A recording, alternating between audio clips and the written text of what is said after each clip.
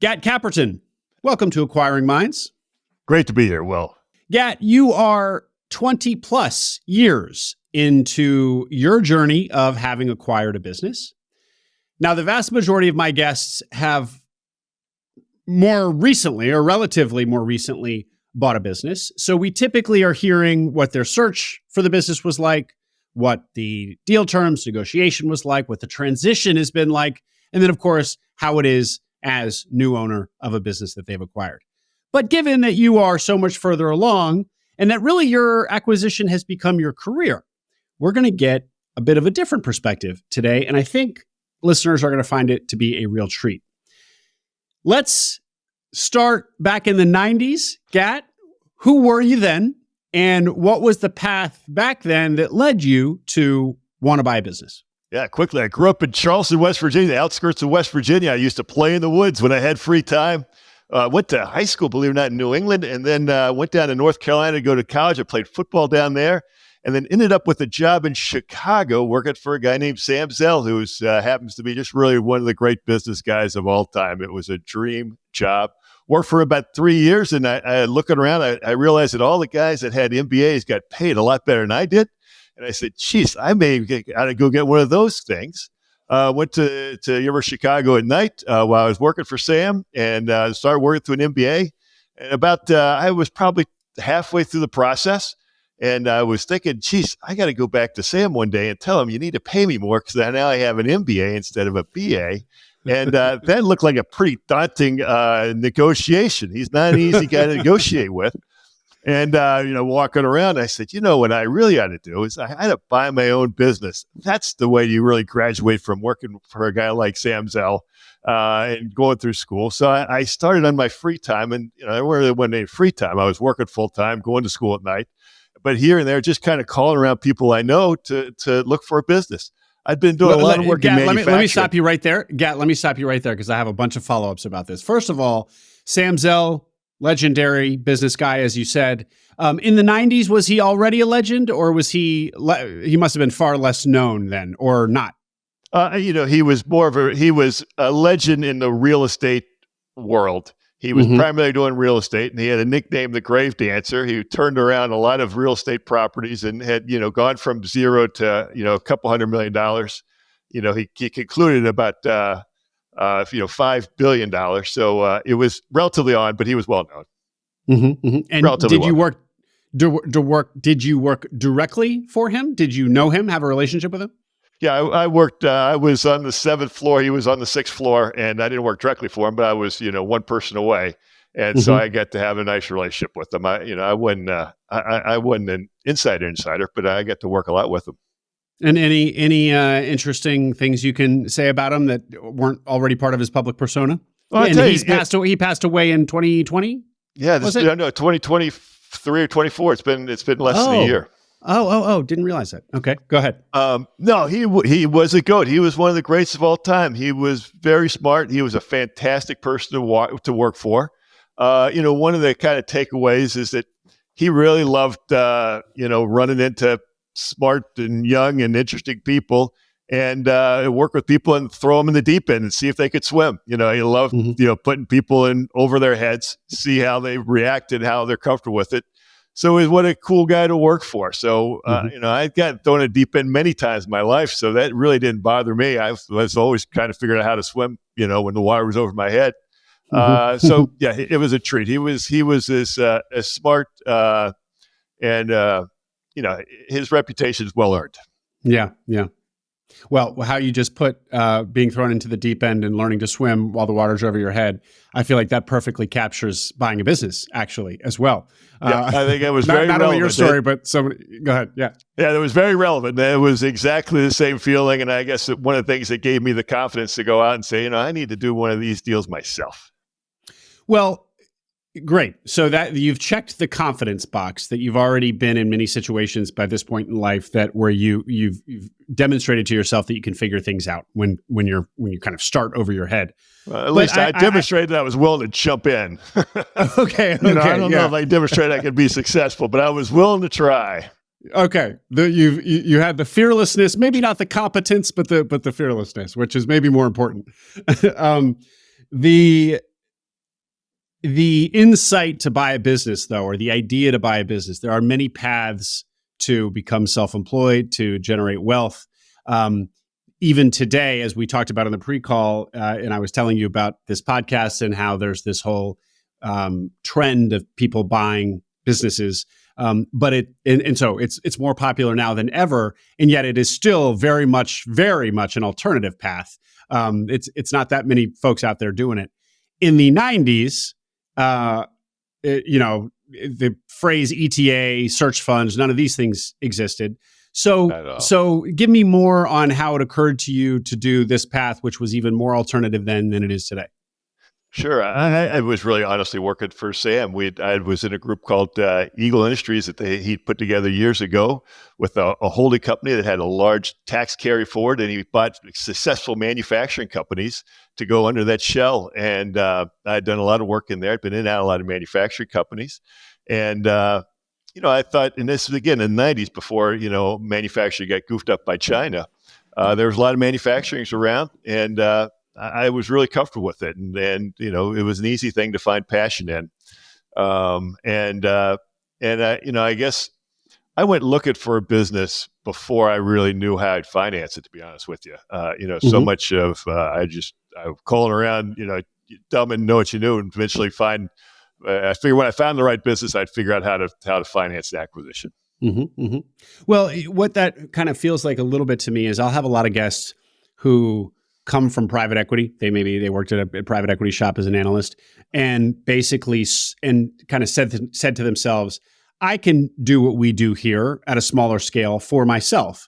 And it feels like maybe, kind of what Sam was doing at Eagle Industries. I know there was a particular financial play he was doing there, but basically, you were in a private equity shop of sorts, and you guys were buying manufacturing businesses, and you kind of said to yourself, I can do this at a smaller scale for myself. Is that a fair analogy I'm drawing?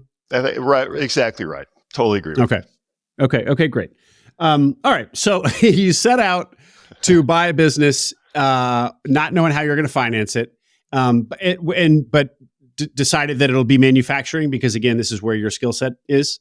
Yeah, that was my parameters. I thought manufacturing was very cool. Small manufacturing company would be very exciting. Again, China wasn't an issue in these days. It was before they were in the WTO. And there was a lot of small manufacturing companies around those days. I think, I had a much deeper well than there would be today if you'd say, I want to find a manufacturing company. It wasn't quite as niche as it would be today. Yeah. And so what year is this exactly, and how old are you? 94 or 95, and I was 26 or 27 years old. Okay. Tell us a little bit about how you then found what is today Gat Creek. Yeah. So there wasn't any of that infrastructure that I'm now learning about, which is kind of cool. I literally just called up people that I knew that, I'd met through my father, I'd met through work I'd done. So a lot of those phone calls were people in West Virginia because I had grown up there, but it wasn't exclusively West Virginia. And, you'd call and lead from one to the other. I eventually found a little water bottling business in southern West Virginia. And I was like, that could be a good business. You could, you get water for free and then sell it for $1. You can make that work. And I went down and looked at it, and I did the business plan, and I found out why, exactly why it doesn't work. Because even though water is free, it costs a fortune to put in a bottle. And it was a high capital, low thing business. And I said, no, I never made an offer on the business. But it was a nice little, start. Then I was looking around, and I think my dad one day said, I remember years ago, I was up in Berkeley Springs, West Virginia. There was an old guy up there building furniture. He's the only guy that's actually doing value-added manufacturing. All we seem to do in West Virginia is cut down trees, send them to North Carolina, buy the furniture back. He's building something. Maybe he'll take your call. And I literally cold called Tom Sealy. I think the person got confused and let me through to him. And he was like, oh, why did you call me? And I said, well, it doesn't matter. Well, we're on the phone. I introduced myself. And ultimately, we had a nice conversation. I said, I'd love to see your business one day. And he said, fine. And so I took a day off of work. And in those days, you could, jump on a plane in Chicago, fly to D.C., drove out, spent 3 hours with Mr. Sealy, and, finished at the end and said, this is the type of business I've always wanted to buy. would you be interested in selling it? And he said, I said, yeah. He said, I would. I don't want to sell it to corporation. I don't want to do this. I don't want to do that. But you seem okay. If you want to make an offer, you will. And I said, I will. I said, I'll make an offer. And that offer is, I'm going to come to this community and run the business the way you'd be proud of. And part of that offer is going to be you financing me and providing some of that financing. He said, well, that's fine. We'll see what you come up with. So I got the financials, went away, and a month later, made an offer to buy the business. And it's striking, Gat, how similar that pattern is to that story is to the pattern that still often plays out. Some things have changed, but some are exactly the same, including kind of your. Forgive me for sounding so academic, but your value proposition to Tom Seeley, which was carrying forward the legacy, doing right by your people, doing right by your business, doing right by your community. It sounds like that was really resonated with him, and you made a point to say it. Am I right? Yeah, it did. And as you go through this whole transaction, it was critically important on two sides. On the financing side, the part of the pitch was obviously, I needed the financing a seller note, but it was also to me is like, you need to be in this as well. How am I going to trust I'm not buying something with a time bomb in it if you're not willing to participate in the financing of it? And those two things became pretty good sells. And then the other kind of helped to close, and hard to close these deals. The guy, built the business for, a big part of his career. And he was an old school guy. He lived out of the business. If his wife wanted the floor swept, she'd call the factory. Someone would go buy a broom, sweep the floor, leave the broom there, and then come back down. So I had to kind of off to the side, literally do kind of a 5-year plan and say, hey, I'm going to have someone take your trash out for the next 5 years. And, the plan is over 5 years, we got to wean yourself off of having the business do everything for you and work your way down to zero. And I used the trash thing because that was one of the few things that lasted 5 full years. It was literally like the last day I had to send a guy up to take the trash out for him. Man, Gat, that is classic. I after having talked to well over 250 people for their stories, the theme that, a seller's personal life is all intertwined with the business, particularly financially, the boat, the car, the cell phone, all of the stuff that's being gone to the business. But I've never heard this level where basically all his home services, somebody at the factory, one of his employees has to schlep up to his house to do for him. And that one of the sweeteners of your offer to him was to do his trash or to get his trash taken out. They trash out once a week, and the guy who did it every day was the guy who did it to the very end, and he was the guy who came up and said, "Gat, this should be the last pickup." And I said, you're exactly right. I'm going to call Tom and tell him to give you a tip because it's the last time he's going to see you in his house. Get interested. Thank you. Just going back to your cold outreach, as we would call it, to Tom Seeley, because this is a big part today, something that the kind of tactics here we talk about a lot, because finding a good business to buy is so difficult, and therefore getting sellers on the phone, getting their ear, and then meeting them and then seeing the business and so on is a kind of a big part of the search process. You flew out to see him without saying, did he kind of smell on you that you might be this young guy interested in buying his business, or like, what was the pretext of the visit? Yeah, I think that's true. I told him I was very interested. I told him I was interested in his business. Didn't say I was interested in buying the business, but very interested in business. I was from West Virginia. We grew up in West Virginia. Always interested in stuff like that, and woodworking's cool. So I think he was fine. Might as well show the kid this stuff, and I think he probably thought 10-20% chance in the back of his head that I was interested in working or doing something like that, that acquisition. Mm-hmm. And here we are in 2024, and you're the owner, 25 years the owner, or Tom lived to be 96 years old. He was 75 when I bought the business, I think, 76 in his 70s. And we developed and kind of tried to treat each other like family. He was kind of a grandfather. I treated him like a grandfather figure. He would treat me like a grandson and would give me those types of advices and stuff like that. And it'd be a Friday, and I bought this business before I finished I finished my degree. So I spent 6 months going back to Chicago every weekend so I could finish my degree.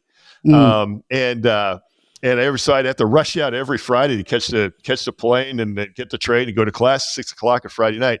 And he'd always like, "Oh, Gat, now watch out for them Smokies," as I was driving out. So he gave me kind of grandson type advice throughout the rest of his life, and we try to teach each other that way. I mean, we weren't family, we weren't super close, but we try to respect each other in those kind of ways, which made a transaction nice for both of us. Yeah, that's great. And just one thing on one more, a little more detail on the value-added manufacturing piece. Your father had said to you, contrast value-added manufacturing versus whatever the alternative is, and Sure. how this business was value-added. Yeah, well, West Virginia just has a great tradition of being an extraction state. Mine coal, ship coal out, cut trees, ship trees out. To do a value-added manufacturing, it would be the next level where you take, instead of making lumber, you take the lumber and build a piece of furniture. Okay. And so that was exciting, and it was unusual, particularly in the furniture world. Of course, we're going to hear about China here in a little bit, but at the time, this was still when North Carolina was kind of really dominant. What was the lay of the land, the industry lay of the land for wood furniture manufacturing in the 90s? It's a great question. So in those days, there had been a big wave of consolidations, and the big kind of the conglomerates of the day had moved into the furniture industry, thinking that it was an easy place to make money. And there had been a couple folks that had done relatively aggressive roll-ups, and they were actually pretty smart folks. Some of them were smart. And they all failed. There was a bunch of businesses that had been consolidated, rolled together that were failing. So there was a kind of a feeling in the industry that outsiders can't run this business, and that outsiders were going to fail. And people were uninterested in folks kind of buying in, thinking that they're smarter than the rest of the folks. From the outside looking in, you were like, I'm getting into this business because I'm going to compete against these guys because they didn't look very smart when you were looking from the outside. The long lead times, relatively inefficient manufacturing. It looked like something that you could, it didn't look like a smart industry. And it looked like something you could compete in. And that was part of the business plan. I made two real mistakes in my analysis coming into this business. And one was like, it's not a very well run industry. I can compete against those guys. It's an open field. And, in hindsight, which I learned over time, was that, you're actually better off with smart, good competitors than you are with bad or dumb competitors.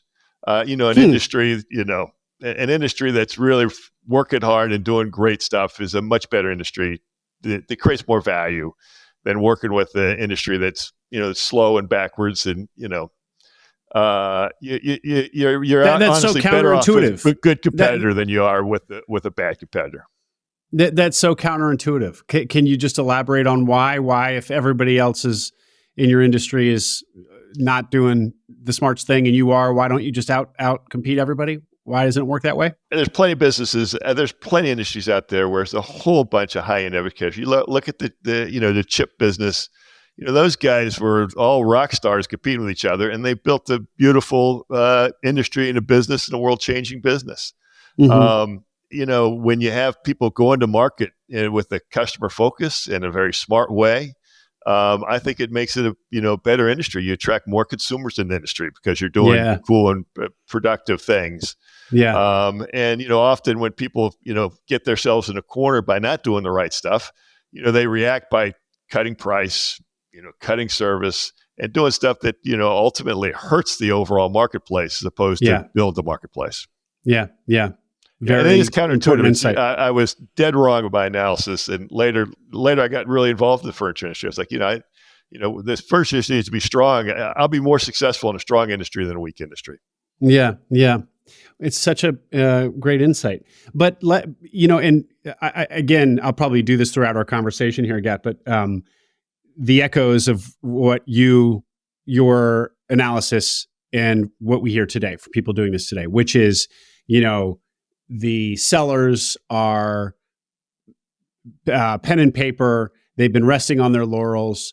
They're, in their 70s. They're not tech forward. They're not up to speed on, how Gen Z buys HVAC services or whatever. So they're basically unsophisticated. That's the word that we hear so often, including from my own lips. And it's both. But it does prove to be both true and false.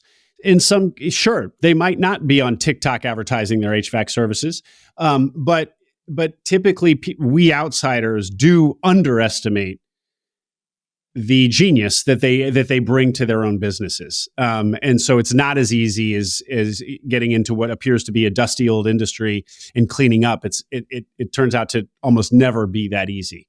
Anyway, want to react to that? Yeah, I think founders of businesses are often good at a couple things, and you're making a great mistake saying that they're just old fashioned, they're doing everything wrong. But also at the same time, there's blind spots. There's real opportunities. And on this acquisition, I was really more focused. The blind spots I was focused on was the manufacturing itself. I really didn't know how to sell furniture. I didn't know it was not done in an effective way. But he was selling $10 million of furniture a year.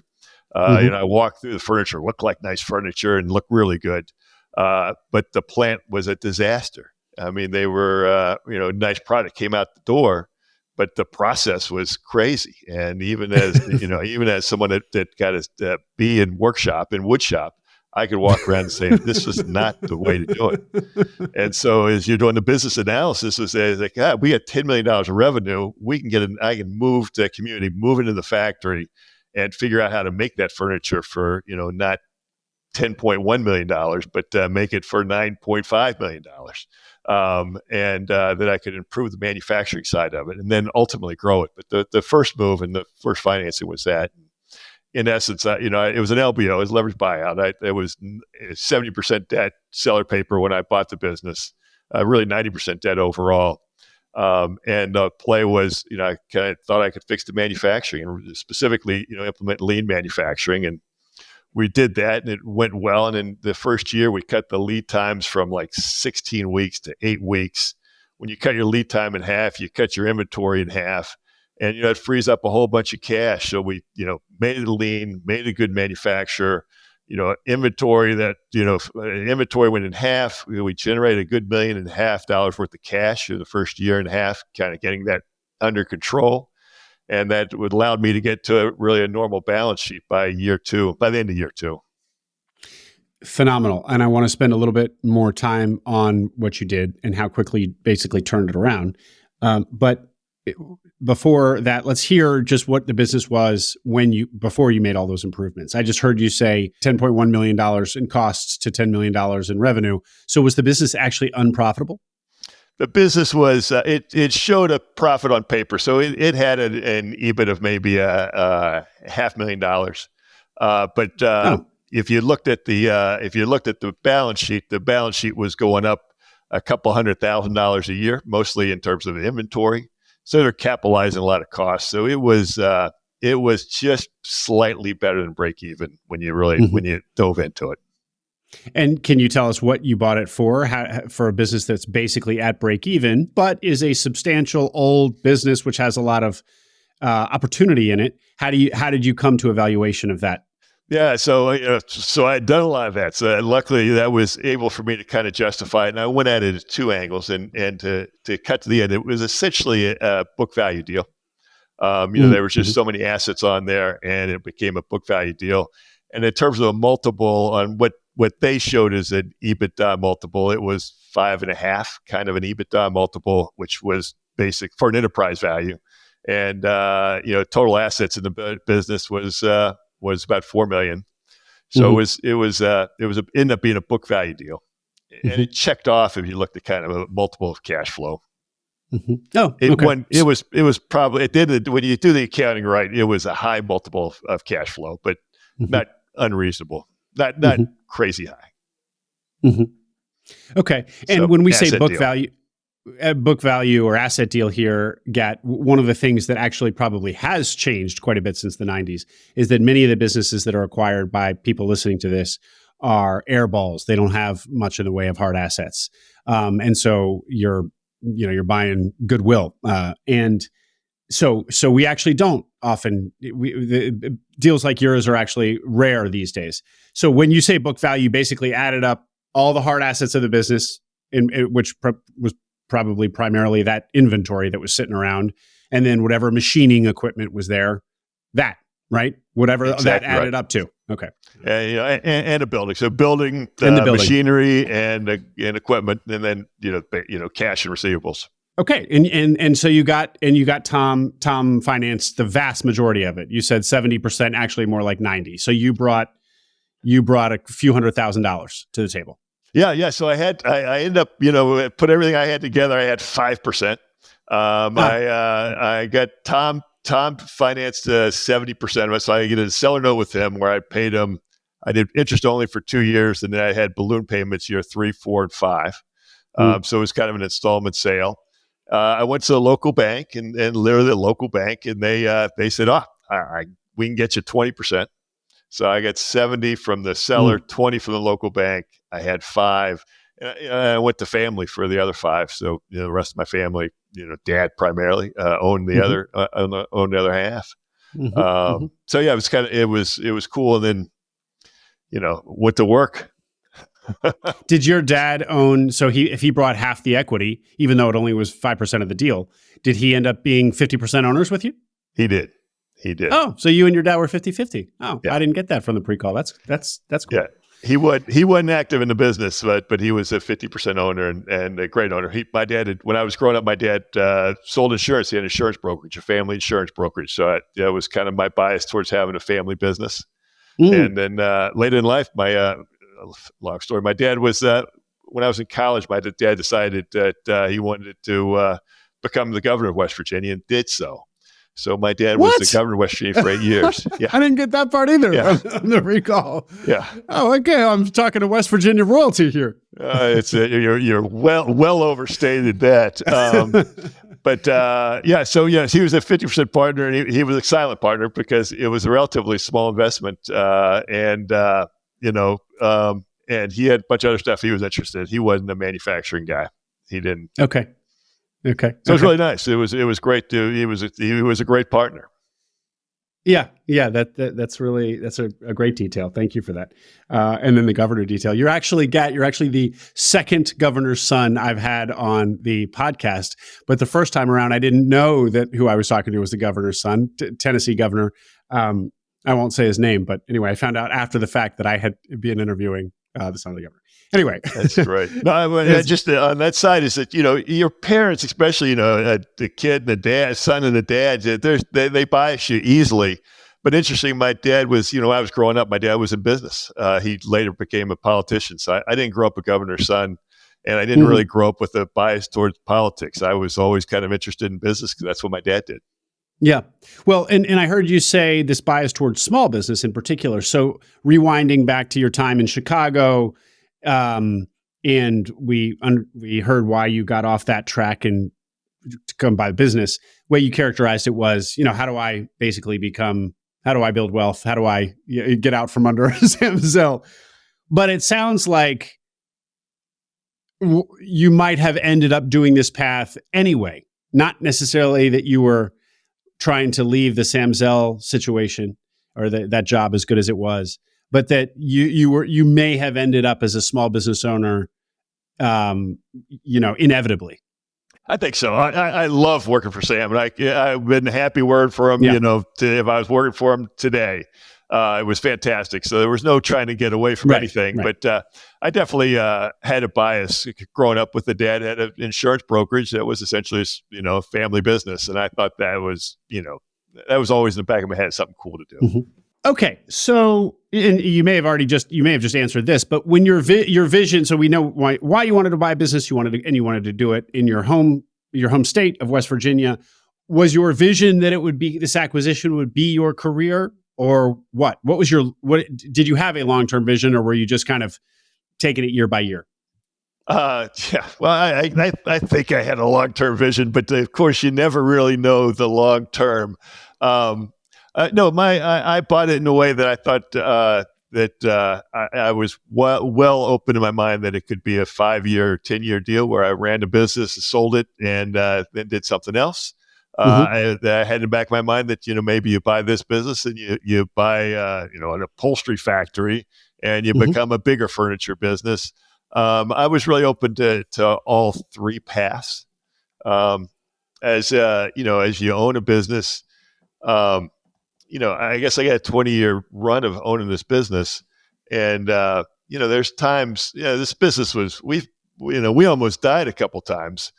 We've had success and almost died a couple times. Yeah. And so, when things are running pretty good, I really don't have a big appetite to selling it. When things are crummy, you can't sell it. So, the next thing you know, you put 28 years together. So there was times where the value in my head of what this business was greater than what a buyer would buy. And then there was times where there just wasn't any value here. We weren't a valuable business. Things were tough. Yeah. So, never. I'm not so proud that someone had shown up with a check. I would have taken a check and found a second career. But as a job, it proved to be a great job. I loved it for a lot of. I've loved it for a lot of reasons. Mm-hmm. And you said 28 years. So 1996. 96. 96. Great. Okay. January of 96. And how old are you now, Gat? 57. Now, so returning to your turnaround, you've given it to us in brief. You basically place the production line, the manufacturing line, the process was a mess, inefficient, no order. You come in, implement lean and anybody could see that, even your, B in shop class said, could see that. You come in, you implement lean manufacturing, you get all this inventory that's sitting around off the books. That frees up a lot of cash. And then with that cash, you really strengthen the balance sheet, deleverage it, and get cash on it. Right? Correct. Sound right? Okay, great. Lean manufacturing. This is something that we've all heard those two words together. But if you don't have any manufacturing experience, you don't know exactly what that is. We assume it to mean more efficient manufacturing. But maybe give the audience a 2-minute tutorial on exactly what lean manufacturing is. There's a fantastic book called The Goal, which is been read by most and many people.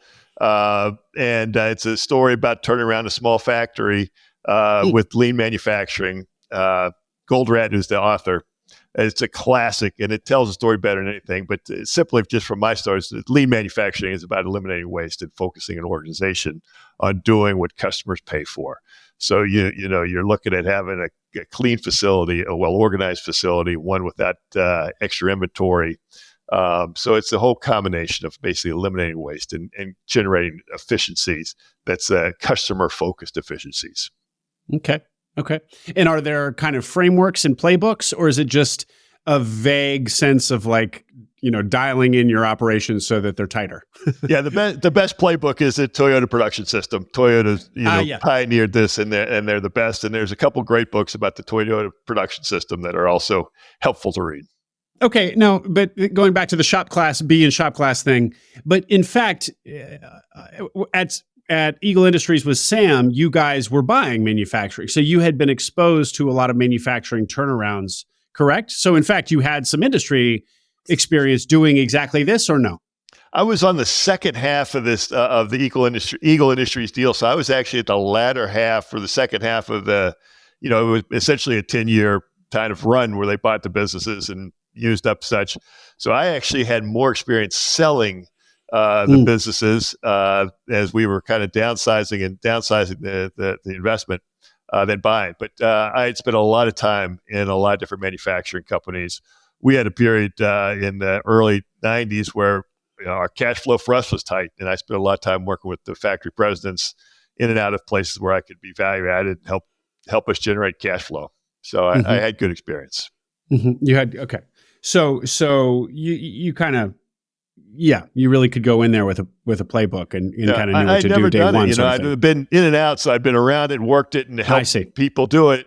I'd never run a factory line or this or that, but I had enough experience that I felt that I could do it. All right, well, and do it you did, and so 2 years in, business is looking pretty good, right? And you're feeling like a genius. Yeah, oh, yeah, I felt pretty good. It was nice. That's great ego work when that stuff comes together. And as it seems like you talk about it a lot, there's a lot of anxiety when you buy a business, and everything's new. You're discovering stuff, and the first 2 years you discover crazy stuff. No matter how good you are at due diligence, you miss stuff. And this was an old factory that had all kinds of problems. They literally, paid women 70 cents on the dollar what they paid men. It was stuff you just don't see until you walk into place. So we had to correct all kinds of crazy stuff. I had one point in time, I had a guy, but 2 months in, it was March, and I had a guy walked the factory, says, "Yeah, it looks like a good day for a burn off." And it was Ronnie was his name. I said, "Ronnie, I don't know what a burn off is." He goes, "Oh, yeah, we burn things off at this days like this, it's smoky and stuff like that. No one will see us smoke." I said, "I still know what you're talking about." And so he goes, shows me, and essentially they took ahead of 1950s dump trucks, all the short wood they couldn't use. They took out in one of Tom's old fields that was a kind of over the hill across the road. You couldn't see it very, and dumped stuff out there. And then it was this, a couple times a year when it was smoky and foggy, they'd light it all on fire and burn it off. And so he explains it all to me, and I said, "Ronnie, I don't think that's legal." He goes, "Oh, we've been doing it for years." I said, "I don't think that makes it legal either." He said, "Well, okay, smart guy, what do you want to do?" And I looked around and I said, "All right, burn it off, but never clean it up and never bring another piece of wood out here. We've got to do something different than this." So the first 2 years were kind of discoveries of crazy things like that. You're fixing stuff. It was a ton of fun, of fun. The business when I bought it had it had crazy manufacturing. They didn't have a catalog. Believe it or not, they would take a picture of a piece of furniture and get like 20 copies made at the photomat, and then put them in like an album. You put a family album, and that's what they were handing out to people buy furniture. And sketches. So we actually had to create a catalog. We created all that stuff, and the business grew. We generated cash. It grew, and it got to about 14 million, $14 million, which were $10 to $14 million. At $14 million, we were at capacity. We found our capacity. That was about 4 or 5 years in, 6 years in. Yeah, 6 years in, we got it to 14 million. Found capacity. I went to the bank. I had a good run. It was an easy time to go to the bank to refinance, and added space and rebuilt. Spent $2.5 million, rebuilt everything, added space, essentially doubled our capacity. So we're going to go from, from 14 or 15 to 30 million, and we put those assets in. We did it on time, on budget. We had to do crazy things like fire control. And the day we got all that work done, our sales just went through the floor. Just everything went bad. We had key customers go out of business. Some of our product line had just hit the end of success. They died, and then the economy got bad. So we loaded up again with debt and got clobbered. Our sales went back down below $10 million. And is this 9/11 timeframe? Gat? Yeah, what precipitated this decline? So the product line got old. We had a lot of customers that went out of business, and China came in and changed the manufacturing of furniture. When I bought the business, 90% of the wood furniture that was bought in the United States was made in the United States. 15 years later, it went from 90 to 10%. It flipped. Wow. Flipped upside down. So it went went from 90 to 10. So 80% of the market went to China. And deflation came in, distribution channels changed, and we got clobbered. And we spent literally 3 years hand to mouth. It took me 100 days to pay any of my vendors. I paid the bank on time. I paid the government on time, paid employees on time, but everybody else had to wait, 3 months to get a paycheck. To get paid for services. And, my suppliers kept us in business. I still buy wood from the same people because they stuck in with us. Mm-hmm, mm-hmm. And this would have been early 2000s? Yeah, early mid-2000s? 2004, 2005. And then, the economy got terrible in 2008. We had the, Great Recession in 2008. So, everything was hard. And it took us to about 2010 until we got, back on our feet where we could, pay people again. And the business model for a manufacturer like you is that you don't sell direct to consumer. This is well before direct to consumer D2C even existed as a model. So I guess all manufacturers like you'd sell through retail channels. That was the model. Yeah, that was the model of the day for sure. We'd independent sales reps, and you would sell wholesale to independent retail stores, and then they would sell the retail portion. So It was a crazy distribution. It was a distribution channel that was easy to disrupt from China. Why? What was so easy for China? Just because they go to those same retailers and say, "We'll give it to you for a tenth the price or half the price or whatever." Yeah. And that's easy to disrupt. And in those days, China was illegally dumping product. They were literally paying woodworking operations in China 20% to export to the United States. So it was impossible competition. Wow. And it sounds like it happened quite quickly. So China comes into WTO, and you feel it within a couple of years, and then it's unrelenting sort of thing. Yeah, 2001 is when they got into WTO. They had most favored nations in the 90s, and people were like, and then ultimately WTO, and then they when they got in there, they got especially aggressive, and in a lot of cases illegally trading with the United States, it was hard everywhere. We're lucky we were high end, we could find a little bit of a niche, but there was wild deflationary pressures in the industry, and it was crazy time. It was tough. Yeah.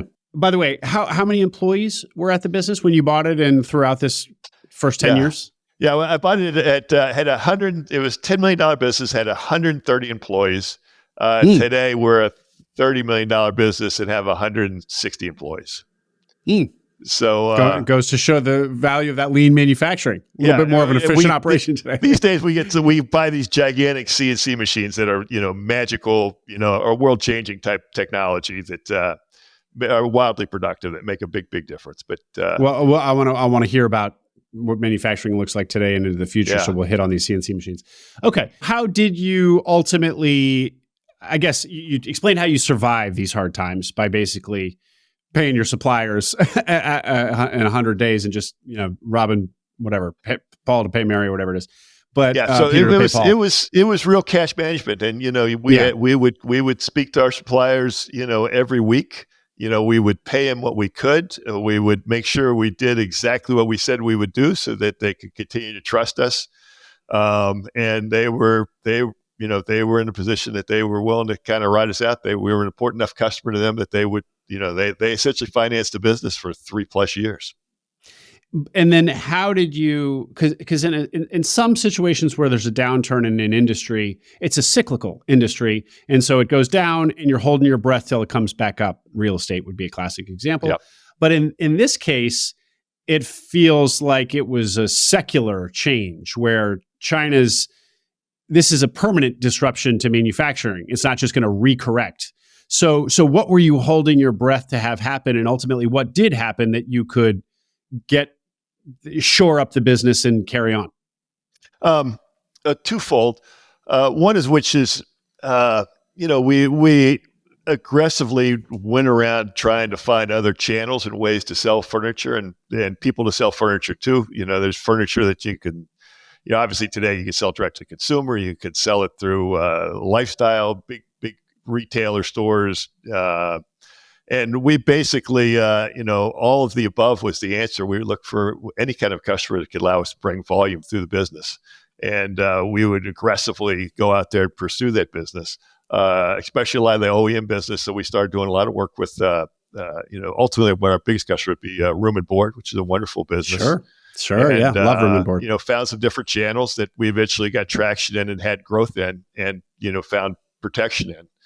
We went we knocked on every door we could, tried everything we could to sell furniture, and eventually found enough, other customers that we didn't have before to start growing the business. Simultaneously, we joined a group that sued the Chinese for illegally dumping wood bedroom furniture. And tell that story, Gat. You told it to me on the pre-call, the phone call you get. It's great, and I had gotten a call from John Bassett, Bassett sounds like a furniture name, and I didn't know anyone in the industry because I was still kind of an outsider. He called me up and he said, "Gat, these Chinese are stealing our business, blah blah blah." And I said, "Yes, sir." And He said, we're going to sue him. I want you to be on my team.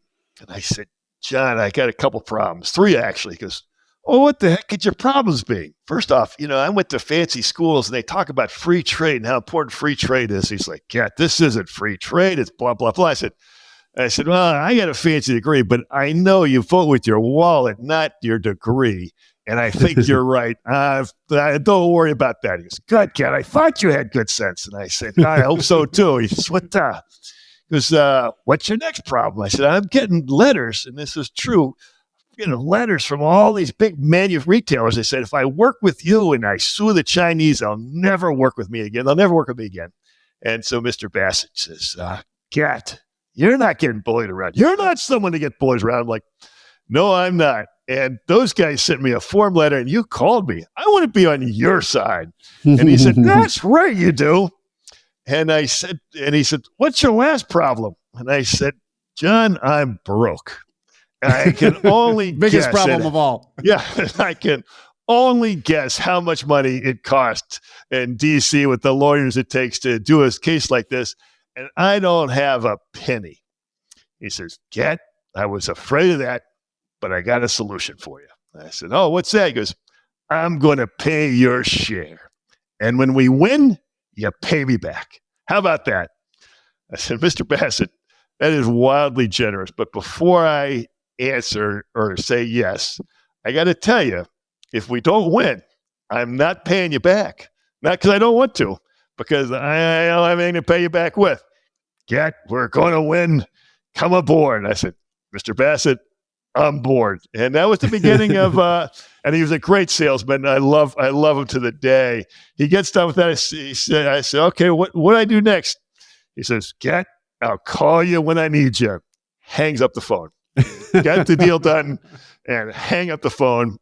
And I work with him, and he's got 2 great sons that are great, become best friends with me over time. And it was a 10-year odyssey. There's a book called Factory Man. It's a wonderful book. It's all about John Bassett. Factory Man is an odyssey. So we ultimately went to the ITC, Commerce, testified in front of all these folks. I had a room with half Chinese, half Americans, everyone looking across each other. I was testifying. And we ultimately won. We won it. And in those days, they had what was called the Byrd Amendment, which was named after our longtime and great Senator Robert Byrd, who, when they decided to put these anti-trade laws in place, he said, hey, the government shouldn't get that trade money. The people that are getting beat up by foreign competition should get the money. So when they put tariffs in, they actually distributed it to folks like us that had brought the lawsuit. And so that was part of the turnaround. So I got a couple of big checks from the government that helped get me out of debt. It helped me pay John back. My first check, I paid in the order of John Bassett. But eventually the second one, I got to cash. And that helped a lot. And then they put tariffs in and the illegal trade stopped. So that was it. So how big was that check? How big were some of these checks? For me, I was the smallest guy in the operation. I was, and over a 10-year period or collecting, it got close to $1 million. Mm-hmm. I got the first big one after like 8 years, and it was a $500,000 check.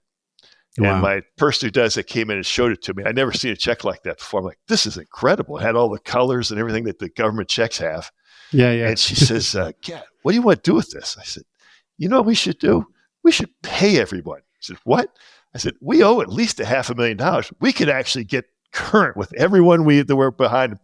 She said, I think you're right. I think that's about what we can do. I said, let's do it. And we sat down for the next 3 hours and wrote $500,000 of checks out to all our suppliers. Oh, kind of tired at the end of the day, so I didn't think twice about it. We mailed all that stuff out, and like 3 days later, a couple of my lumber suppliers called me back. I was like, Gat, is everything all right? Is everything all right? I'm like, yeah, things are fine. He goes, well, something's wrong. I said, what's that? He goes, you paid me. I got a check from you. Are you going out of business? And I said, no, sir. I finally came into some money, and I owed it to you, so I sent it to you. You're not going out of business. No, sir. I think we're going to make it. Well, that's great. And I had like 3 or 4 calls like that. It was wonderful. That's great. And this lawsuit, is this something that furniture industry insiders will have heard about? I mean, was this a big industry event? Oh, it was a giant industry event. It was a third rail in the industry. People were mad at each other. I'll never work with you again, yelling, and the whole thing. It was a crazy, crazy time. And there's a half dozen to maybe 24 industries that have gone through the same thing. They've done the same process. It's a tricky, difficult process. But we proved a point, and we saved a good chunk of businesses by doing so. And in fact, going back to what we were saying before about would there ever be a staunching of the bleeding of this China effect? In fact, there was. So you pushed out through legal means a lot of this competition that was killing you. Yeah. So obviously good for business. So things started, and you felt that within a little bit of time, I imagine, the next year or two. Well, I felt the check I got. That was for sure. Aside from those checks, it took a longer time. And, China is still, 90, 88, 89% of the wood business. But at least it stopped the pendulum there. And so what they were doing that was unfair was that it was being subsidized by the government, because if they're still competing, it's not like. Yeah. What changed? It was crazy. Obviously, you had inexpensive labor. That was just a portion of it. You had illegal timbering. So they're cutting down trees for free in places that didn't have controls. And then they were when they would export. Obviously, the Chinese government gave a lot of their factories money to start up and buy things. And then when they would export, they would get up to 20% export, like a reverse tariff to export the United States. Yeah. So the cost, the cost of product coming here from China in those days was maybe 20. It was a quarter what it would have cost to do here. So it was well below the price of the inputs. Wow. Gotcha. And so the outcome of this case is that the prices of furniture coming out of China, wood furniture coming out of China, have gone back up to where they're kind of more in line with what the costs are. It's international trade is never that simple. But what it did is it really kind of stopped the most egregious folks from continue to do their stuff. There were still a lot of factories that were exporting here, and those factories were doing things legally, and they continued to have access to the market. So it really didn't stop a flow. The ones that it stopped, either they either got acquired by folks that were doing illegally, or they would transship stuff through Vietnam. So it never got. It helped. You never stop it. It's a little bit of a whack-a-mole game. Okay, but in the meantime, the way that you've survived is you basically sold different channels, found new customers, and found kind of toeholds in various retailers. Room and Board is a high-end retailer, so you're in the high-end niche. Room and Board is also American. Everything's American made, right? So you're maybe really starting to cater to position yourself as American made and sell at a premium based on that, which was a new strategy, a new marketing strategy for you. Yeah, so the American made was part of it. Room and Board, a wonderful customer. They had the same kind of DNA we did. They believed in beautiful wood made in America, and so that was really a natural growth for us. But our own business, there's two things. We would talk a lot about made in America. And I spent a lot of time talking about sustainability. I helped found the Sustainable Furnishing Council 17 years ago. No one knew what sustainability meant 17 years ago. Yeah. And we began that conversation within the industry. And obviously that's become pretty commonplace today, but it wasn't those years. So Made in America and sustainability were the points of trying to differentiate to hold a niche. And, interesting, kind of long arc stories that in those days, people would make fun of you for making things United States. The answer was like, when are you going to start importing? When are you going to go out of business? It was kind of impossible, and people treated it as such. And, you when you told someone you're an American manufacturer, they kind of looked at you like you were a fool. And there really wasn't a premium for being made in America in those days. Too often, Made in America was presented, especially in the 70s when I was growing up. It was like, hey, buy an American car, be a good American. That doesn't sell much product, and it wasn't important to people.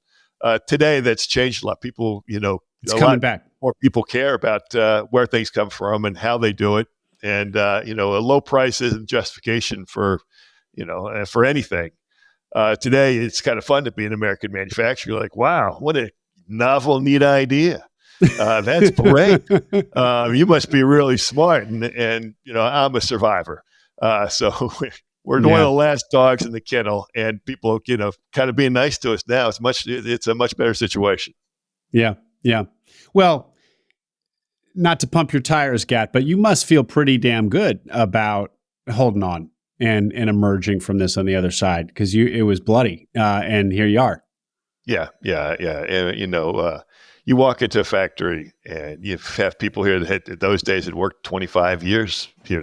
They were fully committed to it. The last thing I wanted to do was to be a furniture marketer and forget about, the people who built this business. Yeah. So it was fundamentally important to me that, a community, having a manufacturing factory in a community is a real thing. I mean, the people who work here, are the firefighters. They run Sunday schools. And it's the fabric of what we do. It was terrifying to have that being ripped out, not just myself, but a whole lot of people here that had put a long time into it. So, there was great pride, and I look at myself as not a necessary victor, but a survivor. But yes, absolutely. Well, what you just said is such an encapsulation of the economic trauma that we all hear so much about. If we don't live in these communities, we hear about it through the news, and of course, it's more than made it into our politics, and just the devastation wrought by the outsourcing of manufacturing. I mean, everybody knows this is an old story by now, but to hear it firsthand from you, and to have been kind of on the precipice of having a manufacturing business collapse in a small community where so many people depend on the factory, it really hits at home. Tell us about the community. Where are you based? How big a town is it? Give us paint a picture. Happy to. Berkeley Springs, West Virginia was one of the early spa towns of this country. It was surveyed by George Washington himself when he was in his teens working for Lord Fairfax. So we have a warm spring in town. That's the name Berkeley Springs. It used to be called the town of Bath, named after Bath, a copy of Bath, England. And they had a polio hospital in the 20s and 30s in here. We have a castle for someone in the 1890s, in the roaring 90s, built a castle so his girlfriend would marry him and move out into the spa town. So it's a wonderful Castle's little still there. Vacation Castle's time. Still there. Castle's still here, absolutely. And So you're small 2 towns, hours, an hour and a half outside DC. Give us 2 hours. It's an honest 2 hours outside of DC. Basically due west of DC, 100 miles due west of DC. So it's nice in the fact that it has some access to larger cities. It's not totally remote, but small towns are small towns. It's been difficult, and our country is often forgot about small towns since Lyndon Johnson was in. No one's really paid a whole lot of attention to smaller towns, and they're tough, but they're also wonderful in their own way too. So it's a small town. Our whole county is 14,000 people. Wow, the whole county. So and are you the county seat? Is Berkeley Springs the county seat? We are the county seat. Yes, indeed. All right. Yes, sir. All right. And so, what's the population of Berkeley Springs proper? The town is 600. It's one of the little old school towns. It's Lord Fairfax and Mr. George Washington only surveyed so much space, so it's a tiny little footprint. But it's a nice town. It does great weekend business. So there's a lot of folks that come out here to escape DC, Pittsburgh, Baltimore on the weekends, and it's basically the star of the mountains as you work from the East Coast. Heading west. Okay, all right. It's 4 hours from where I grew up, so I learned. I went from here, so I've got to learn what it was. It was a true adventure moving from Chicago to Berkeley Springs, West Virginia.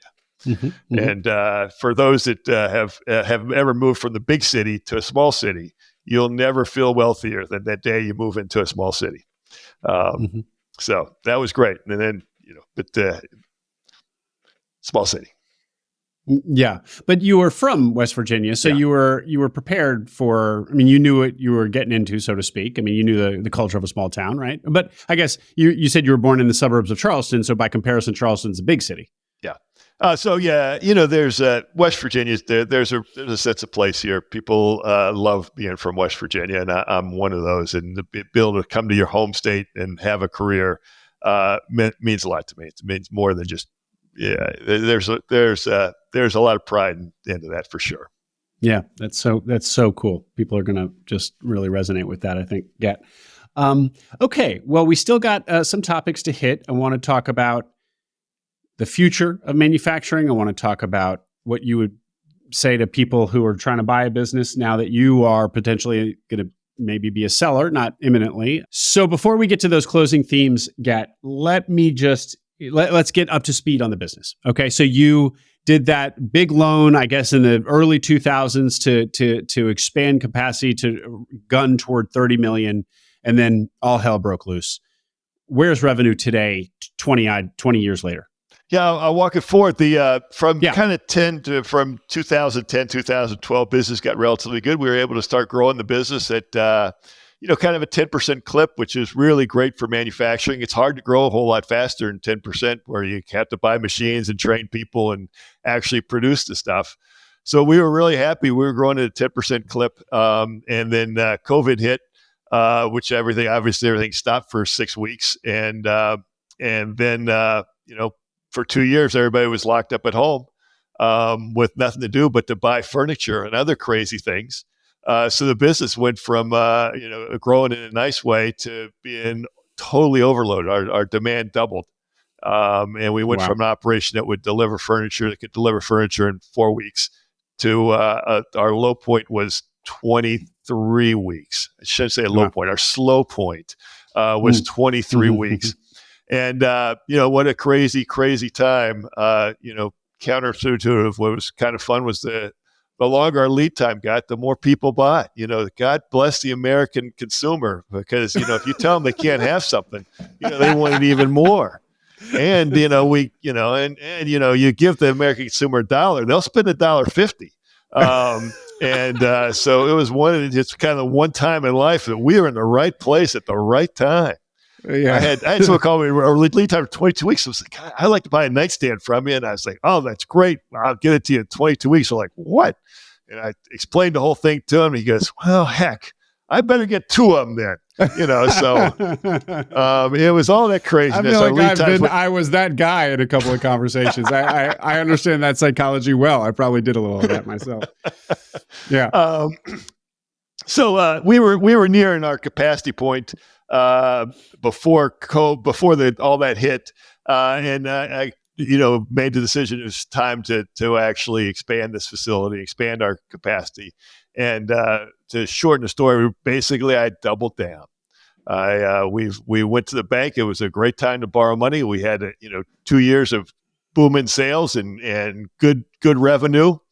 And the rates were as low as they'd ever been in the world. So I went and borrowed $7.2 million, and we built out we went from 100,000 square feet to 140,000 square feet, and put what needs to be put in place to double the size of this business, double the capacity of this business. So I was at the point where you double down, and obviously those decisions are really interesting and tough decisions to make, especially because the last time I expanded, I almost went broke. And you'd also looked like, well, now might be a good time to sell. Everything's up, and up.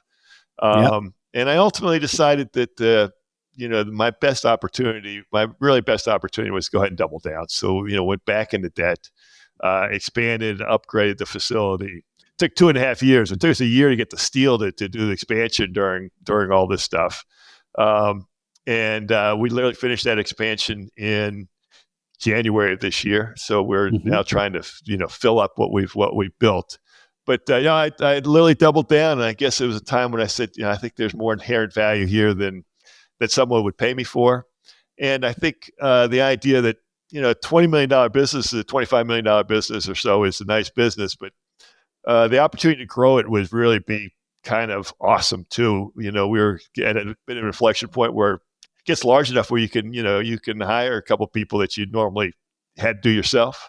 So it's a nice chance to hire really, think and Some believe are executive great talent. people, and you can bring in more talent, and it gives you a lot. Not just that, but also gives a lot of people that work here a chance to become a supervisor, become work your way through it. You create a lot of opportunities for people here, and the people here are hungry for and embrace the challenge of doing more and different things. So Yeah. it seemed like the thing to do. I don't ask what I'm going to do when I've run out of capacity again, because I don't think I would do it a third time.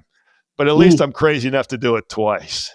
Well, Gat, a bunch of follow-ups there. First, how did you get comfortable with the new demand, basically consumer demand for your goods, that would sustain itself after COVID? We're all now extremely aware of the COVID bump.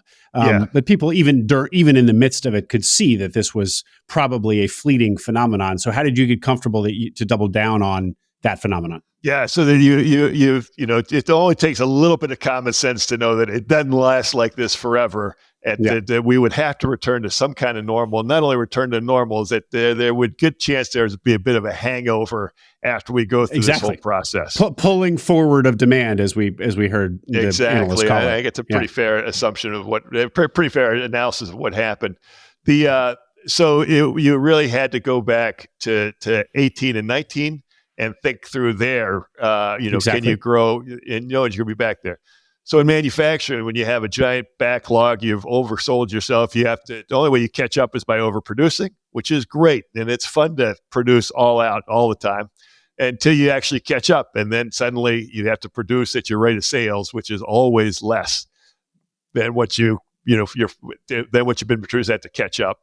And so we've been totally focused on trying to create a soft landing, trying to grow our core business fast enough that when we got done building our backlog, we wouldn't have to go and do a riff and fire a bunch of people. And it came close. It was not a soft landing, but it wasn't super hard, but it was tricky. So we went from producing $120,000 a day to a little 95, so 120 to 95. Before COVID, we were doing $80,000 a day. So we're back on that kind of 10% growth path. And, so we ran the numbers that we would, take a step backwards and then restart growth. So you're doubling down. Really, maybe the surge in demand during COVID caused you to really think about it and kind of nudged you to make the decision.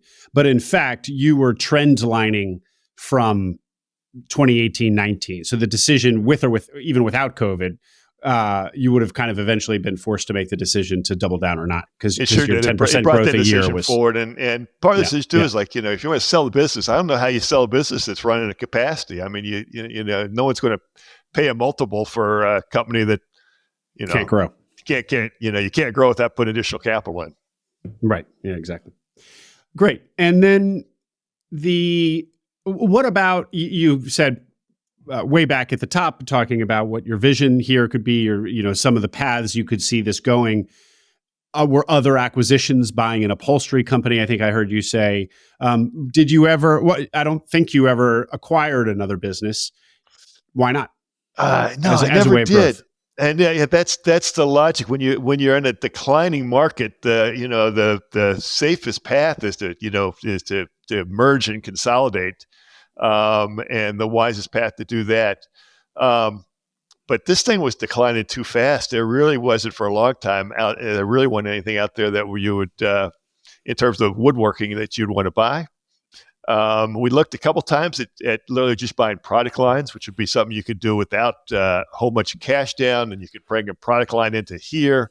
But all those product lines were kind of old. Ultimately, we were better off developing new product lines ourselves than buy an old product line and wind it down or move it as it wound it down. So okay. Fair enough. Maybe one day we do it, didn't. But also, the other thing in my mind was, again, crazy to own one furniture factory. I didn't think I wanted to own a second one. Not just because of the risk factor, and you got plenty of risk in the furniture industry, but also lifestyle. I mean, there was a thought that, it's kind of nice to live and work at the same place. Have a second factory that's in New Hampshire. And Yeah. I've, have all good things to say about New Hampshire, but it's nice not to have to get on an airplane and fly up there once a week. Okay. Size of business in terms of revenue. I think I heard you say 25 million around just before COVID hit. Was that right? We were running, 20 when COVID hit, and I always round off to round numbers. We're like 20, 27, 28. So sometimes I say 30, sometimes I say 25, but it's a $25, $30 million business. Where you are now after the kind of COVID pull back a little bit and on the back to the trend line, 2018, 19 trend line. Yeah, okay. I guess we'll tell you we'll be 25 this year. We get basically 250 days to build furniture. We're building almost $100,000 a day, $25 million business. Mm-hmm. Great. And so doubling that's capacity. That's the way we think.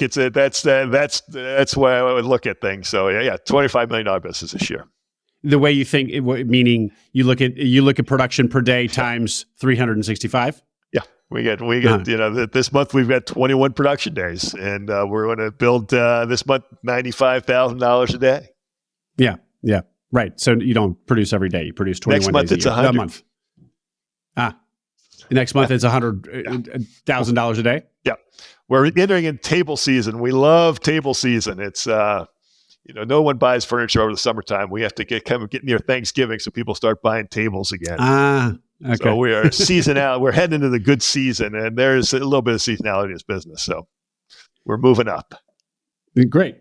Well, I wish you a good strong season, a good high season. Thank you. But going back to doubling capacity means therefore you're hoping for kind of a roughly $60 million business in the next how many years when that loan comes due? I get, I mean, if you could do that, then, you'd love to think you do it in 5 years. If you could grow 10% a year, I guess you double in 7 or 8 years at 10%. I think that's about right. So, I would say, 7 to 10 years, if we could, I would hope we were on a trajectory that we could fill up that capacity in 7 to 10 years. Mm-hmm. Mm-hmm. Great. And one other thing, Gat, so I asked you in the pre-call what your margins were. So in a $30 million business, what of that is EBITDA? And you said, and by the way, that's kind of how, not kind of, that's really how we think people out here buying businesses today. We always are thinking about what the margins are. But you said to me, well, I don't really think in terms of margin. I think in terms of return on assets, return on capital. And you're actually my second guest to say that. I guess a couple months ago, Dan Tagliatella, who also comes from a finance background, if you want to call your background back in your 20s and the 90s, a kind of finance background, and we kind of riffed on return on assets, and he made the point, I don't know why that's a very common metric among analysts looking at manufacturing companies or hard asset companies in the world of finance, but you never hear that metric talked about here in the world of business buyers and searchers. So he gave us a bit of a tutorial, and I'm going to kind of push you for the same type of next 2 or 3 minutes. Explain to us return on assets in your case, and why it is the lens through which you gauge the health or profitability of your company. Yeah, sure. So I guess now we have about a $15 million balance sheet. So we have $15 million of assets here. We really look at what your return on assets is. That's really what the investment is. If you're going to have $1 million worth of investment somewhere, you're really wanting to know what you're getting on that capital, as opposed to what percent of sales you're getting to keep yourself. Mm-hmm. Mm-hmm. And so the cost of capital, these days a little higher. It used to be. Debt costs 8-10%. If you have secured debt, you make up what you need for equity, and you say, I want to make 20% equity.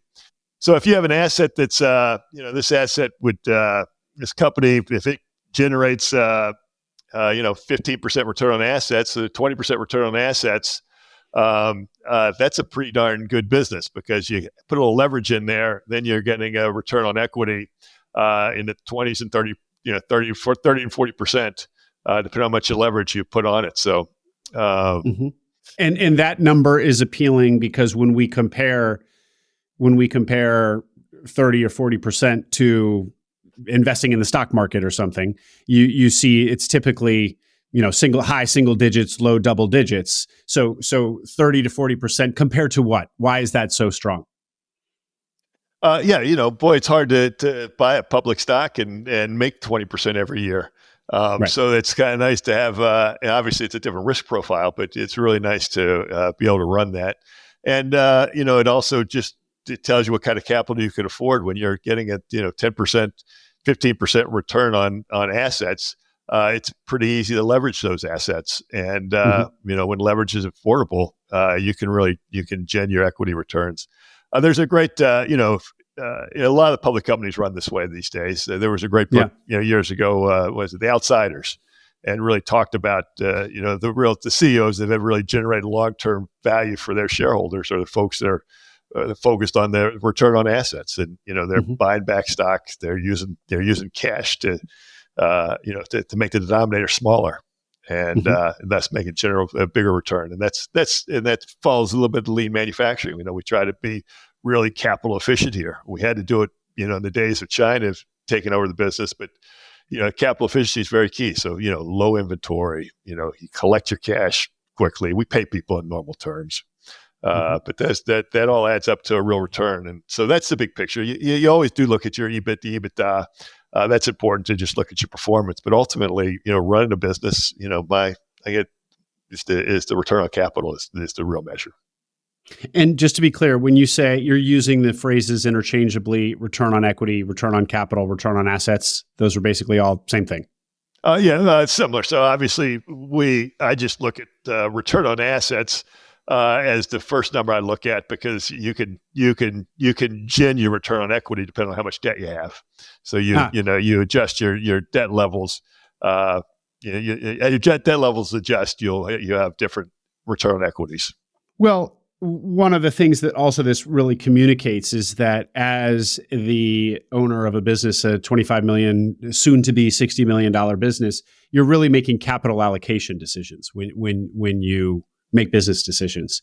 And so it's kind of like the best entrepreneurs, the best business owners think like investors, capital allocators. And in fact, I think that is kind of the thesis of The Outsiders, is that those executives who are so successful, those 5 profiled executives in The Outsiders who are profiled, are basically think like investors, capital allocators, as opposed to, I don't know, businessmen.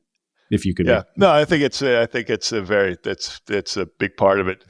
For me, what's my job as running and owning this business? It is capital acquisition. How to get as much capital as you can, because these businesses are hungry for capital, and then how you allocate it the most effectively. You never have enough money, so you've got to be effective on how you distribute it. So, two things of being an owner of a business. It's capital acquisition, and it is, alignment of interest, so that you have a business and management that everyone is aligned at what you're trying to achieve. So, alignment and management, and capital acquisition, or just gathering enough capital allocated properly. Those are the core. That's my core job. Okay, let's start wrapping up. Let's look to the future a little bit and talk about manufacturing from here into the future. So how are you thinking about manufacturing? We've already looked at the history of the last 25 and 30 years, how rough it's been. But as you said a few minutes ago, being an American manufacturer is cool again, and you're looking like a genius. And say more. What do we think about this trend overall that we hear so much about, manufacturing coming back? Yeah, so the future of manufacturing, future of American manufacturing, I'm wildly bullish on. Obviously, I've doubled down in my own business as a manufacturer, and there's a couple things behind that. One is the demographics. We're in a really nice demographic growth area where the millennials and Gen Xers. There's not many millennials. Not many us around. There's a lot more Gen Xers, and they're all now moving into the age of having kids and buying homes. And there's nothing better than an American that forms a family. They got to buy all kinds of stuff like minivans and houses and furniture. And, Dining tables for Thanksgiving. A good dining table. Absolutely. In 2008, it was just the opposite. All the baby boomers are moving out of prime consuming time. Now we got the wind in our back in terms of demographics today, especially for consumer durables. So the next 5-10 years, I think, is going to be, in terms of demand, we're going to have a really attractive forefront for us. That's applicable to a lot of different businesses. That is good. In terms of manufacturing, a couple things that are really great about it. Again, the American consumer today, not all, but more and more American consumers, care about, what something costs as well as how it was made, where it was made. They want product that is safe and that, treats the environment with respect. I think that's key and important, and that it's not always like that. So there's a reason for optimism. I think back in 15 years ago, we used to say Made in America was a good tiebreaker. Today, I think actually people would pay a little bit more for something made in America that they could fundamentally trust. Not a lot more, but a little more, and that goes a long way. And then manufacturing technology today, with primarily the CNC, computer automatically controlled technology, is really wonderful. We've got big, giant gantry CNC machines that are magic. They're equivalent to digital printers. And as some of you would know, in digital printing, you design something in 3D, print it layer by layer, and you have a 3D shape. That's what they call additive manufacturing. We do subtractive manufacturing with the same technology. We essentially take a block of wood, cut away what you don't need, and you have a beautiful part that comes off of one machine. In the old days, we'd have to take a piece of furniture, take it to a table saw, a joiner, a table saw, a drill press, a this, a that to make a part. Today, we literally put it on one giant machine and a part comes out. Wow. It's fast, flexible. And so how does that what does that mean for your labor and the people who are working in the factory? Are basically everybody keying things into the CNC machines as opposed to working with their hands, sort of picture? It's a great combination. That's really probably the secret to a lot of the manufacturing is that automation these days, and it is it's actually very easy and very affordable and very effective if you have a uniformed input, plate of glass, sheet of steel, a nice panel of wood. Drop it on a machine and it will work fast, furiously, and do everything you want it to do. When you have variability as an input, it becomes quite hard, and quite often people deal with variability much better than computers and technology does. That's slowly changing, but that hadn't quite changed yet. So in our operations, very, very conscious about what we're doing by hand, what people are doing, and what machines are doing. So where there's variability, especially when you're actually assembling a piece of furniture, that is done by a person at a bench. It's done in a nonlinear way where the person puts the whole piece together, signs it, dates it, moves it on. Where we have uniformity, and that would be machining a panel. A CNC machine does it beautifully, better than a machine does. It's better than a person can do, and so it's a combination of the two. It's in no way is people going away for the next couple decades. Thank you for that, Gat. So I want now to close us out. I want to ask kind of a few questions here that basically prompt you to reflect on your career and kind of apply your experience to where people are who are listening to this.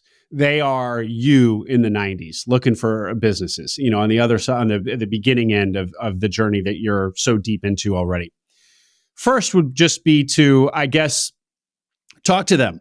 This path has worked out well for you, right? Despite the gray hair, despite the fetal position moments which were years long, it sounds like, during those rough patches in the late aughts.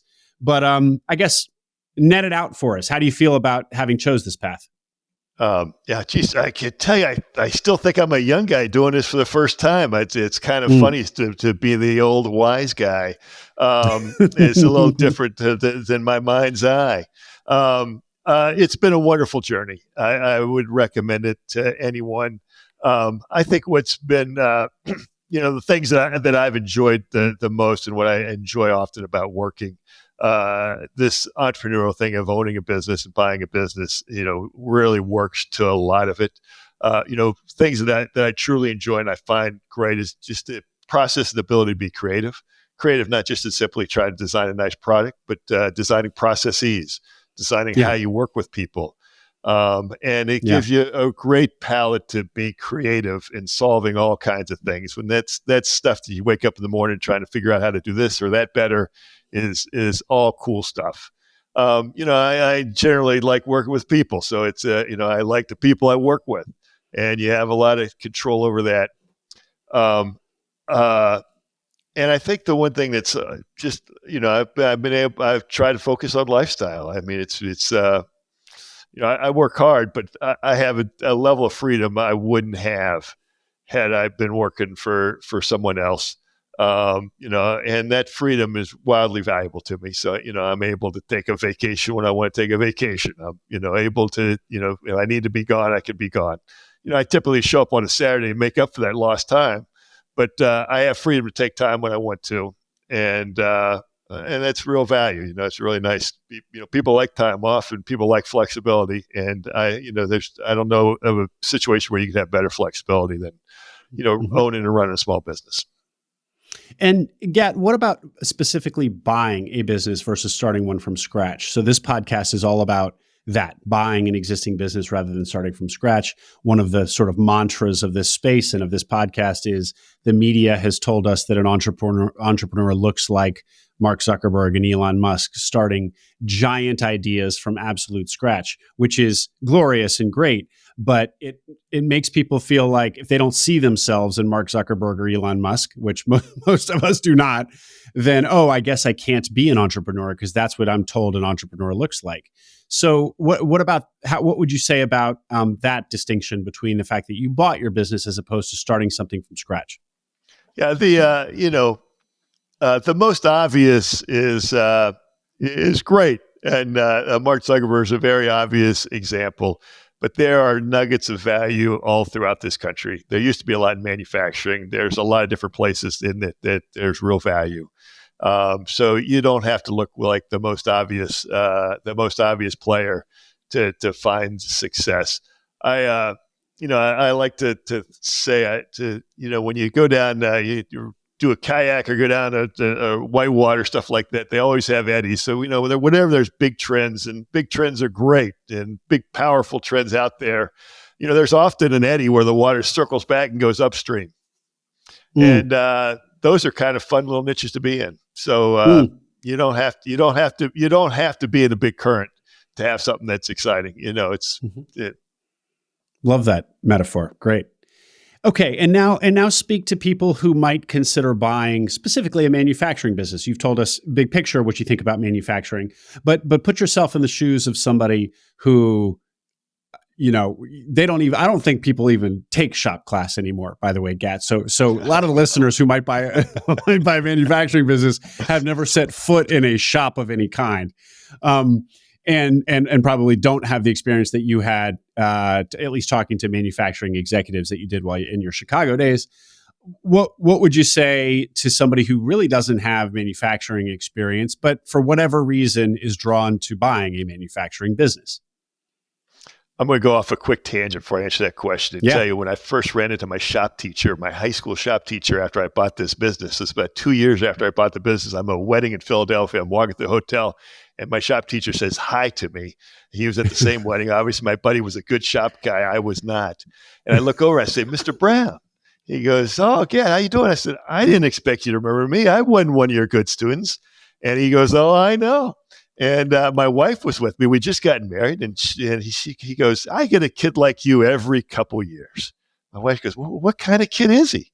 He goes, "Well, Gat, you were doing a nice little project, nice little table, and the last 3 weeks of school came around, and you never showed up." I said, "Mr. Brown, I'm sure I was in the library or something." He goes, "I don't know where you were, but you weren't doing your stuff." And I said, "Well, I guess I owe you an apology, and let me do so right now and offer you a heartfelt apology for that." He goes, "Actually, Gat, you don't owe me an apology." I said, "What do you mean?" He goes, "Well, after you left school, I took all the parts you had made, fixed a few of them, put them all together. I have a piece of your furniture in my house today." What? I said, "Well, that's great. I feel so much better." I said, I said, is that why I got a B in your class? He goes, yeah, you were a C student, but you did me a favor. You didn't know you did me a favor. I figured I'd owe you one, so I gave you a B. I said, well, thank you. I didn't get many B's that year because I figured that as well. And we all kind of had fun and started smiling, and we started walking off, and he looks at me and says, well, so what are you doing these days? I said, Mr. Brown, I'm manufacturing furniture. And the guy turns white. He goes, what? I said, I'm manufacturing furniture. What kind of furniture? Oh, antique reproductions, wood, this and that. The more I told him about the business, the worse he looked. And he finally looks around and he's like, and you could tell, he's like, I gave this idiot a B and he thinks he's in a vocation he's going to be successful in. I feel terrible. And he goes, are you making the furniture? I said, no, sir. I just run the company. He goes, oh, well, thank God. You'll do just fine then. And color came back to his face, and we walked off together. And I bought the beer. So I bought the first beer. And he's, Gat, you'll turn out all right. Never let a shop class deter what your ultimate vocation is. Nor let a B inspire you into doing something you can't do. That's my shop teacher. Guy was a great guy. He was a 50-year shop teacher. I wrote him a letter when he retired about a year ago. What a cool guy. I think one of the awesome things about doing something new and acquiring a business is also the opportunity to learn. You're problem solving, you're learning. It is a great opportunity to jump in with both feet and do some stuff. I think, each year you learn, you figure out it's, no way to make yourself stronger as a business person, as someone that's kind of contributed to society, than jump in and do stuff like that. Yeah. So one of the things in our world here of buying businesses is that we hear so many stories of people who've done it successfully, and we believe that we can do it successfully, which we can. But then maybe we get a little bit overconfident, and we interact with businesses in the world. And if we come across a business that we like, we say to ourselves, maybe I'll buy this business, right? So there's a American-made wood furniture retailer here in the DC area, whose stuff I admire, though I haven't bought anything just because I have my stuff, but would like to at some point buy a piece from them. They're called Hardwood Artisans, manufacturing facilities in Culpeper, Virginia. I'm from Virginia. And, I've gone in that store and kind of, stroked my chin and been like, maybe buy this business. Or wouldn't it be, or maybe I'll just reach out to the owner one of these days and just start open a conversation like you did with Tom Seeley. What should I look for in a manufacturing business? What are some of the key signs of health that I'm looking for? Maybe the technical ones, obviously the ones that apply to every business, history and brand and some of that stuff is universal, but maybe more specifically, especially this business, which is probably a competitor of yours, what should I look at? Sure. No, I know those guys. They make beautiful furniture. They're good folks. And they have retail stores, so they're a fully integrated operation. So they're making stuff in Culpeper and they're selling it in DC, which is what you want to do. It's nice to make things in a relatively low cost operation and sell it in a high cost operation. Yeah. So they've got that all right. To them to speak, when I would look at something, I would look at, how good of a manufacturer they are would be something I would look at specifically. Quality of product. Yeah, the quality of product and how good they are making it. There's a lot of people that can make a nice quality product, but do it inefficiently and, in a backwards way. Like what you found in Tom Seeley. Yeah. Mm-hmm. Yeah, so that would be part of it. I think the more important lesson and what I'm working towards, and I think this is a general across the board, the closer you are to your customer, the safer you are, and the better chance you have to get paid well. I think it's an analogy that people often use in corporate life. And you work for a big corporation, the closer you are to the customer, the better chance you have survive a merger or downsizing. Often you're often the better paid person is the one that has the connection and the relationship with the customer.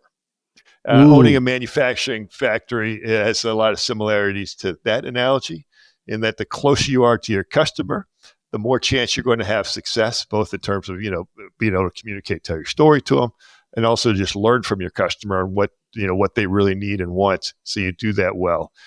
This industry, furniture industry, has multiple layers of distribution. My old distribution where I was 100% selling through independent retail stores is, multiple steps away from the customer. As I grow our business, the channels that get us closer and closer to the customers are the ones that are the most valuable and give us the best return. Your example with Hardwood Artisans is a nice business in the sense that they're selling directly to the customer. There's obviously challenges with that because there's a bit of capital and other things you have to go in, but you always want to look at how close are your customers. And there's often a great play, and it didn't have to be manufacturing, but anytime you can eliminate a step in distribution, so you're not going through a jobber, you're not moving product through a warehouse, you're not moving things so that whenever you can take a layer of distribution out in an industry, you have got a business model that's going to give you a return. Mm-hmm. And so I'm clear. So that great. Understand how Hardwood Artisans is closer to its customers because it sells its own retail stores. But in your case, how have you gotten closer to your customers? Sure. So we'll work with, obviously, there's still a large part of our business is working through independent retailers. We work with a room and board, and a room and board's a different type of relationship. We develop product together. They essentially own the product. They market and label the product. But there's no salesperson in between. We're much closer to customer. We're driving much better value to the consumer. We're driving good value to the consumer. We'll work more and more with specifiers, so a designer, so we can sell to specifiers both in terms of residential and commercial. And then we'll occasionally, where we don't have retailers, we'll sell direct to the consumer at a retail price. Those are all valuable channels, and you kind of have to do all the above in business these days.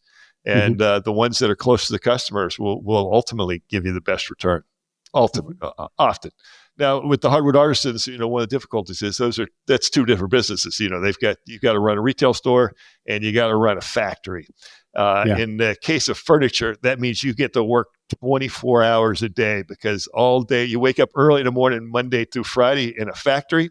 And then you stay up late Friday night, Saturday, and Sunday selling furniture. It's a combination that's pretty tough. It's a little bit like you end up having a schedule much like owning a hotel, which I think would terrify me because that'd be 24/7. But owning a retail operation and a manufacturing operation, while it creates a great value, it's going to take a lot of hours of your life. Yeah, great insights. Thank you, Gat. Last question for you. So again, to tie it to this, who you're talking to, and they are the Gat Capertons of today, the Gat Capertons of the '90s, but today. So how you're not selling your business, but at 57 and you hit your 60 million mark, it's feasible that you might sell your business sometime in the next 10 years, call it, give or take. Sure. I would sell it before that. I think it would be, if you get halfway there, would be the more ideal time. Okay, great. So 5 years. If you got calls and maybe you already do, or emails from people who are, starting out of their career or more mid-career, but, in their 30s, 40s, and they kind of say, hey, Gat, I would like to learn about your business, or maybe they're more direct and say, I'm looking for a business to buy.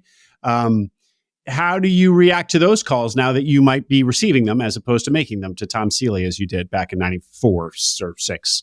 I always pick up the phone. I think you never know what's going on until you talk to somebody, and I'm always happy to do that. And I've had different people reach out to me over time that I've developed great relationships with, that are fun, that I've learned from.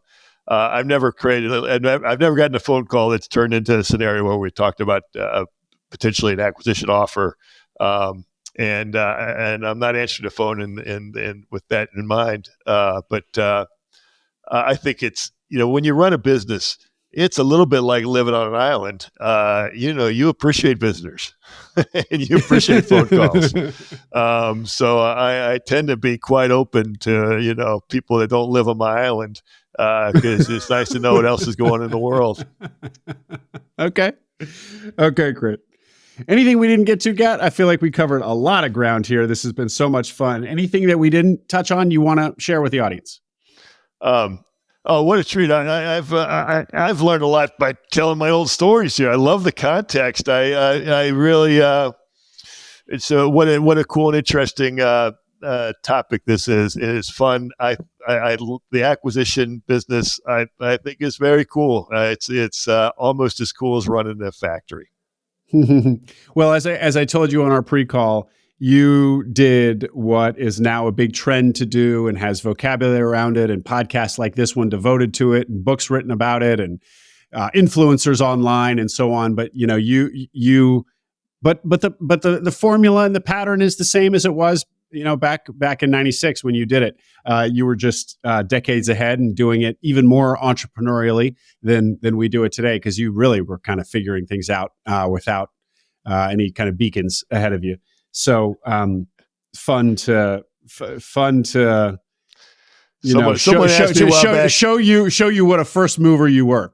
Someone asked me about, Kat, so what are you really good at in business? I said, I'm good at borrowing money and surviving. And so it's an ongoing theme, and for me personally, and a lot of it is survival. Stuff's not easy, but when you have a couple wins, it feels pretty good. It works. Yeah. Gat, if people do want to reach out, where I should say online are you? LinkedIn, email, somewhere else? Yeah, I do a LinkedIn. I'm not very active on LinkedIn, but I'm certainly reachable there. And, I got a beautiful website that's called gatcreek.com. You'll have to look at a couple pieces of furniture to get in touch with me through there, but that is what I have out to that's what comes off the island. Okay. Hey, and by the way, Gat Creek, what was the name of the business when you bought it, and how did you choose to rebrand it? So it was originally Tom Seeley Furniture. And so I bought the business from Mr. Seeley, and I ran it as Tom Seeley's Furniture for a number of years, which was outstanding, because every time we'd screw up and they said, what the hell is that Tom Seeley guy thinking? I could look at him and I said, I don't know what the hell he was thinking. Eventually, it was the product line was Antique Reproductions, and eventually realized that Antique Reproductions worked the way to go over the long term for this business. I wanted to make furniture that was designed, more contemporary, not necessarily modern, more contemporary furniture, and so I kind of decided I needed to brand things a little differently. I grew up outside Charleston, West Virginia, on a road that was actually called Gat Creek Road. It was when I was 5 years old. I have a brother that was 4 years old at the time. My parents and four of their buddies bought a piece of land, put 4 lots on it, built a road in. There was a creek at the end of the road. We cleared for our house when I was 5. Went out, had a picnic. I saw the creek before my brother did. I thus claimed it my creek. 2 5-year-old, 4-year-old boys, we went fisticuffs over whose creek it was. I was taller and bigger than my brother, so I both saw the creek first and won the fight. And my parents were just too damn tired to do anything. They said, the hell with it. It's Gat Creek. We'll name something after you another day, John. And my brother's crying, and I'm jumping up and down, and they're driving out. And then they're like, we're just calling this road Gat Creek Road. So today there is if you find the right place in Charleston, you'll see a Gat Creek Road. And there's a creek there that didn't have a name that now says Gat Creek. And so, quite often people are like, wow, that's great. So you were named after a creek. I'm like, no, I came first. I was there. And I came named after me. Later on, you named the furniture business Gat Creek just to rub your brother's nose in it even more? It's crazy. My dad's like, you got to call it Gat Creek. That's a special place. People will love that name. I was like, I don't know. It is. No, it's a great brand. My brother, by the way, eventually we got a dog, an Irish wolfhound, and named it Sean, Gaelic for John. And my brother was the happiest guy in the world. Walked around with this dog forever, and it was great until, of course, the dogs die. And so when the dog passed away, he's pissed off at me again. We have a great relationship now. One time I said, I want to name a product after you, John. I designed a beautiful table. I called it the Ambler table. My brother's middle name. I was so happy. And we sold like a total of 3 of them. I actually had to discontinue the product. So he's can't the win. short Poor end John more Ambler. once. John Ambler. Yeah. Gat, speaking of names, I just made the connection. Tom Seeley, is he part of the Seeley Posturepedic family? No relationship at all. They're totally different. Oh, okay. All right, Gat. Great interview. Thank you so much for doing this, and congratulations on quite a career running Gat Creek. And here's to doubling your capacity over the next 5-7 years. You're very kind. I appreciate it. It's exactly hope to do so. It's been a treat. Thank you, sir. I hope you enjoyed that interview. Make sure you subscribe to the Acquiring Minds channel below. We are now publishing twice a week, so tons of new interviews and stories to come. Stories that will help you along your own path to acquiring a business.